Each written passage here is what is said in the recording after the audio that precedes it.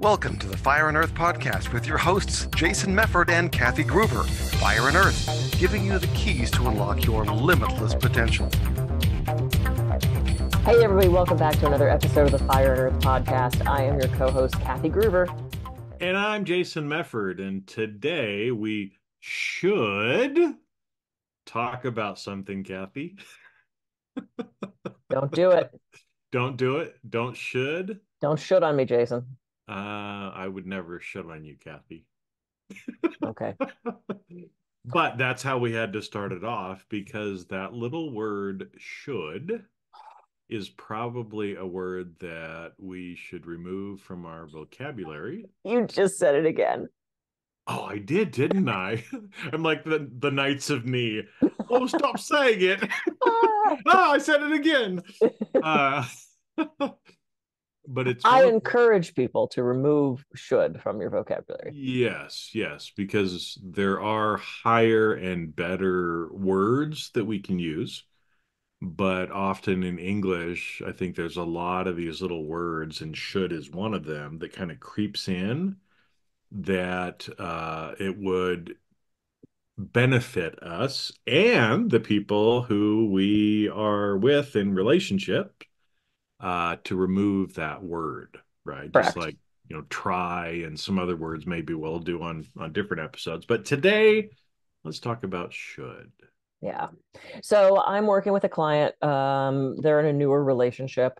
And the conflict that has arisen between these two people, and anytime you're in a newer relationship, I believe there's like a negotiation period. You're getting to know each other, you're getting to learn how you like to be treated, how you like to be talked to, how you like to be touched, it's an exploratory thing. And I encourage people newer and, well, at any stage in relationships to make sure you work out those little pieces, right, of how you like to be treated. We have to train people how to do that because every relationship's different and every person is different. And my client had an experience where their partner said something to the effect of, "Hey, I'm leaving work." And then like an hour went by before they said, "Okay, I'm on the train." And my client's like, "What, you said you were leaving?" Well, that's not what they meant. They meant they were starting to get ready, and it was this whole big thing. And her response was, "You should have been more clear. You should have told me you were coming home." And it turned into this fight because she started with "you should have," as opposed to "I'd appreciate it," or "could you," or "I would like," or there's other ways to say it. And when I kind of called her on that, she did this like, "I know we've talked about this before. I've been working with her a long time." And so we kind of analyzed this new relationship that she's in and realized that the 3 or 4 argument type situations that they've had has come from her expecting him to do something that he didn't know that she would have wanted. And it came in this form of should. You shouldn't have talked to her. You should have called me. You should have texted me. And so I'm trying to break her and everybody, including myself, I'm not perfect at this, of the habit of shoulding on people. Now, shoulding on ourselves is a whole nother thing. But Don't shit on that, yourself or others. right. Well, and he got really defensive. And I said, well, of course he did. Because you just basically accused him of something and said he was doing something wrong. That's what the word should does. It creates conflict. It creates defensiveness. And so we're working on helping to eliminate that word. Well, yeah, and I think it's interesting because it's, coming from the male perspective too, right? And putting myself in that situation. I think it's that the word should is charged a lot more than we realize, because implicit in it is judgment. Yep. So judgment is implicit. Anytime that you use the word should, you're making a judgment, right? Just like even at the beginning, I said we should stop using the word should. Well, that's judging and putting my belief on that statement by itself, right? And so because that there is judgment associated with it, it's also telling the other person what they should do, right? And so in that instance of, there's lots of different ways to resolve that conflict. But by using the word should, you're telling the person, I expect you were wrong, and I demand. I demand and expect you to do it this way in the future. And, for some people, that may not be a big deal, but for some of us, like me Mm.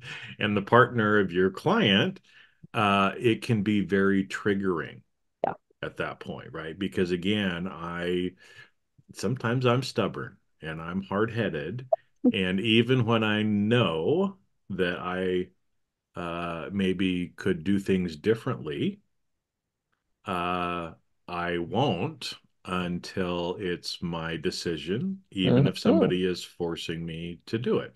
Mm-hmm. In fact, and again, I'm working on this because I'm human, What? but a lot of times when people are forcing me to do Mm-hmm. something, I will not do it.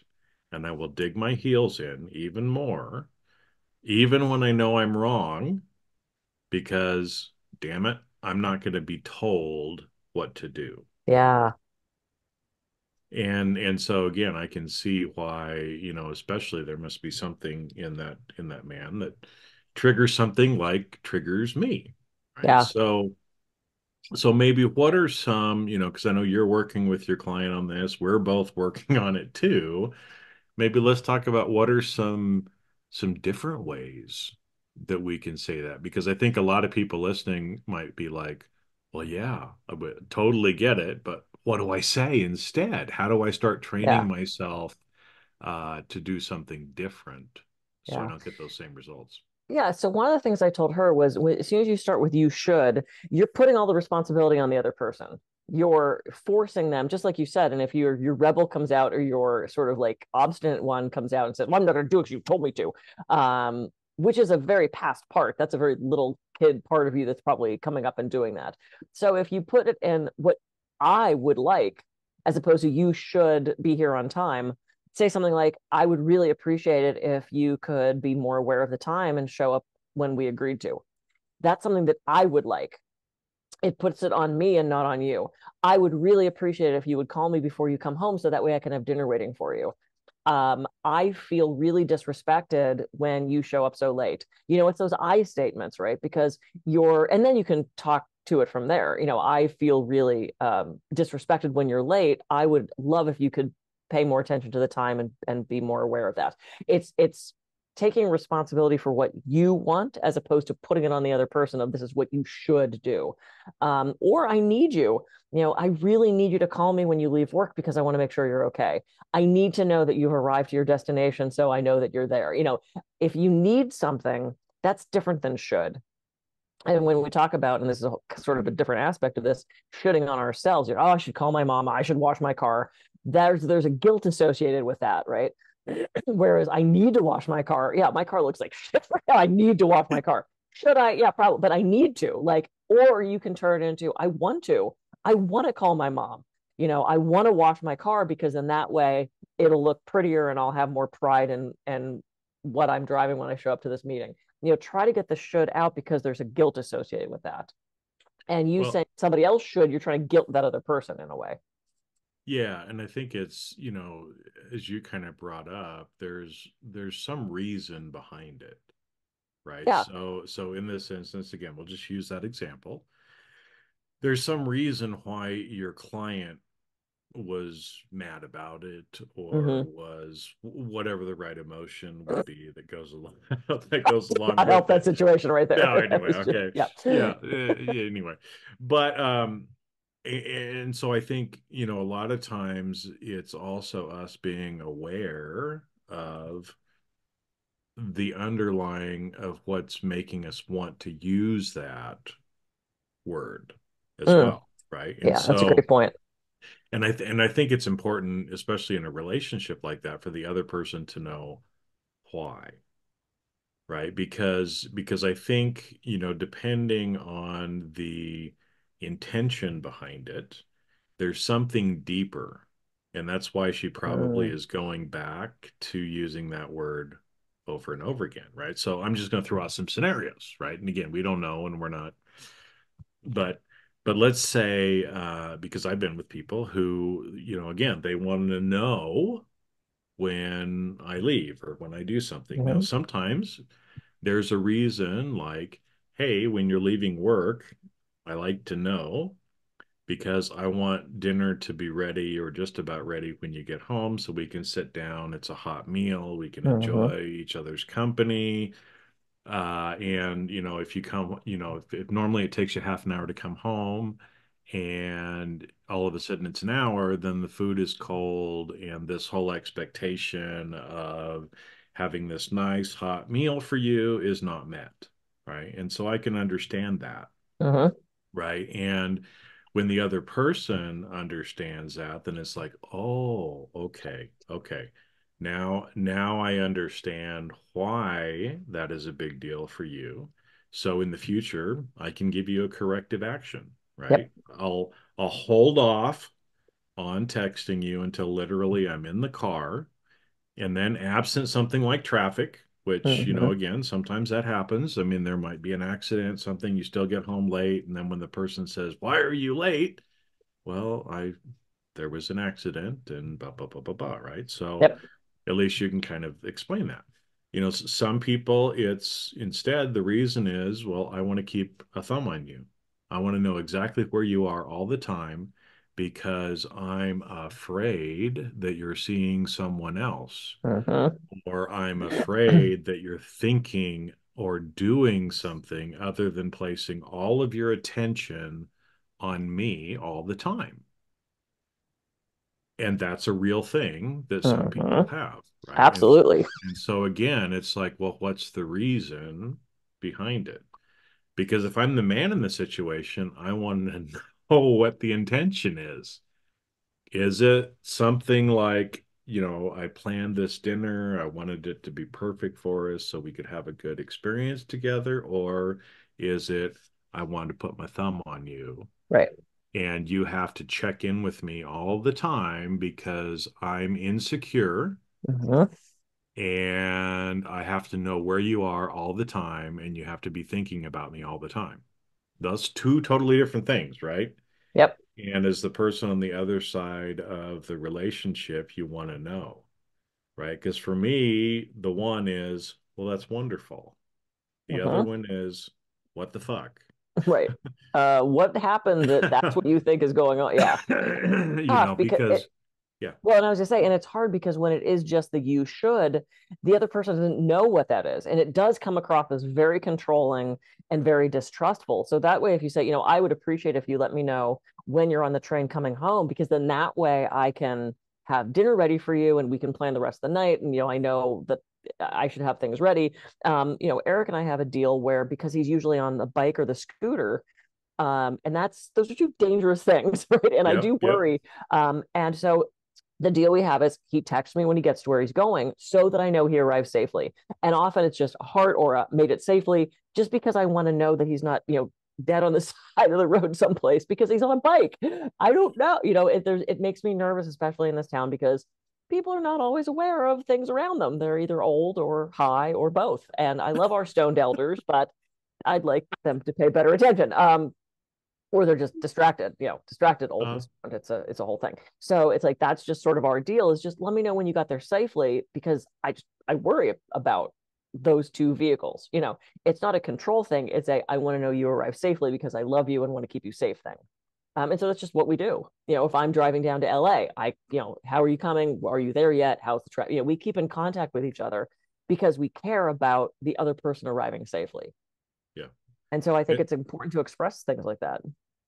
well, it is. And I think, we talked a little bit about, if you're the person who's the one saying should, right, you should probably start looking at your intentions. You said it again. I said it again. Oh no. Well, you can see how much it just like seeps into our language, right? And you can do one of the counters on Oh, the I'll do little pings like afterwards for too. drinking that Oh one episode, boy. Oh boy. Anyway, or the I swear th words. That was a fun one. I think I'm gonna win or lose. I don't know how we did that, but it's yeah. So if we're the one using the word, maybe we should look at what's our intention behind it. Oh my Oh, God, you see, I said it didn't do again. it. You did. You said it again. Maybe we should. Maybe we should. Dang it! So, well, look at that. See, all right. Should. And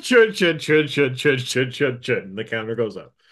Um, because again, there's probably something that we need to work on. Mm-hmm. if we're using that word regularly, right? Yeah. So I have some work to do, obviously. But if you're on the other side, right, if you're the person receiving the should statements, then, maybe it's time to start asking some questions too. Yeah. I'm curious, why you think Hmm. that, Yeah. Why is that important to you? why is that important to you? Some different questions like that, so you can start getting into and understanding the deeper part of it. Yeah. Because like you said, as you're negotiating in a relationship, it's trying to understand and modifying slightly so that each of you gets what you need. Yeah. And And one question back, if you're hearing the should, let's use this example again. Wow, you said a couple times I should call you when I'm coming home. That seems important to you. Tell me more about that.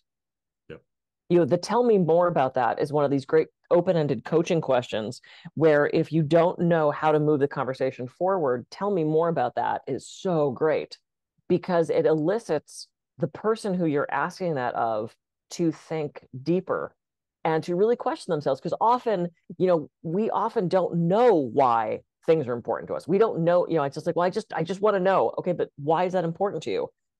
It's obviously important to you because you brought it up before. So tell me more about that. Like, let's explore why you want to know when I'm leaving the office. Is it because you think I'm banging my secretary? Or is it because you want to know that I'm coming home so that you can have dinner ready? Or it's because you want to keep tabs on the train because the train keeps crashing? Or, I mean, it's like whatever it is, it encourages us to dig a little deeper into our why, our deep reasoning, but because for wanting these things. And I think the more we know ourselves, that's just a good thing. Know ourselves better. yeah, yeah, because it ends up bringing up sometimes a lot of the shadows or other things that we're not seeing, because we get into these patterns, and again, the way we use language is a pattern, and there's Yeah. usually something that is deeper behind that linguistic pattern as well.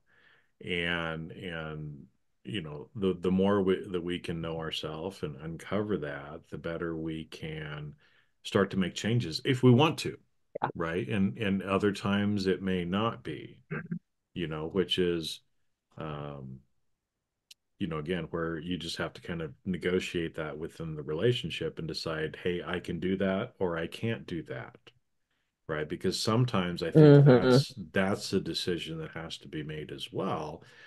because 100%. because I know for me, a lot of times when somebody would say you should do this, I just do it because I want to please them Mm, instead of stopping and saying, well, tell me more. Why is it that you expect that? yep. And then again, depending on what their response is, then I can make a better decision and stand up in my own power and say, well, I hear what you're saying. I understand that, but I cannot do that for you. Mm-hmm. Right? It's unreasonable for me. It just doesn't work for me Right. to do it that way. I understand what you're saying. I can do this, right? Mm-hmm. Instead, and be able to offer maybe a different solution, because there's more than one way to do everything. Yeah. And so It's you don't have to get yourself boxed into a corner, just because that's how the other person would prefer to do it. There's usually another alternative yep. that still gives the person what they need and allows you to get what you need at the Yeah. same point. For a while I was watching couples therapy, which is an Mhm. actual like reality TV show where they were following four couples in couples therapy in New York. And unfortunately, we couldn't get the app anymore, but we watched the first season.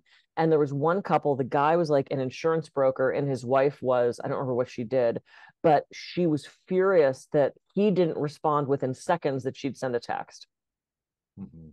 And all day long, seemingly, even the way she described it, she wanted to be in open contact with him all day. She'd call him at the office like multiple times a day. And he's like, I'm at work. Like, I'm in a client. I'm in a, and she would get furious if he didn't respond right away. And it was so fascinating to watch the therapist work with them to negotiate like what was going to make her feel okay and what was going to be realistic for him. It's like in massage clients or coaching clients, I can't answer the phone all day. So I could just imagine this guy's frustration at this completely unrealistic expectation that he'd be available to her every minute of the day when he's trying to work. And for her, it sparked this insecurity of, well, why isn't he responding? He doesn't love me. What's he doing? And it would spiral her. And it kept erupting into this just explosion between the two of them. And it was so fascinating to watch. So yeah, I appreciate what you just said about some things aren't realistic. Like you can't give the person 100% of what they need usually. So how do you negotiate that? We'll talk at 10, 12, and 2, or, I promise I'll get back to you within 2 hours if you text me, whatever people have to work out. But the demands of the shoulds, I feel like we have to work on eliminating because it's kind of poisonous. Well, like you said, I mean, that's an example again of kind of what I said, the either or at the beginning, right? I mean, obviously that person on the show, there were some insecurities that were the underlying issue. And, the fact whether that man responded to her within 2 minutes or not doesn't fix her underlying insecurities. 100%. Yep. It only continues to feed them, that much more. And so I think, sometimes, and I find myself doing this over and over again in my life, right? I try to be the nice guy. I'm the person who wants to help other people and usually do it their way as long as I can, right? To be able to help them, to show them that I love them. But, sometimes continuing to do that, we're actually hurting and hiding some of the underlying insecurities or other shadow things that people have that they don't want to face themselves. Yeah. And so it's actually kinder to just say, time out, not going to do it. It's unreasonable. Tell me more, right? And try to dig into it a little bit more and have those conversations because some things are not realistic. And again, people can't understand. It's like, well, but don't you love me? And it's like, why do you think I go to work? Or I've had, people at the end of a relationship are like, you just gave up on me. You didn't even fight for me. And I'm like, what do you think I've been doing for the last number of months or number of years? It's like, if you can't see that I was doing that for you, then obviously you have some things that you need to work on too. Yeah. So. Yeah. Cool. Shoulding. Okay. Well. Shoulding. Should. Excellent. All right. I am Kathy Groover. I can be reached at kathygruber.coach. And I'm Jason Mefford. I can be reached at jasonmefford.com. So go out, quit shooting on yourself and others, ask some more questions, and we will catch you on the next episode of the Fire and Earth podcast. See ya.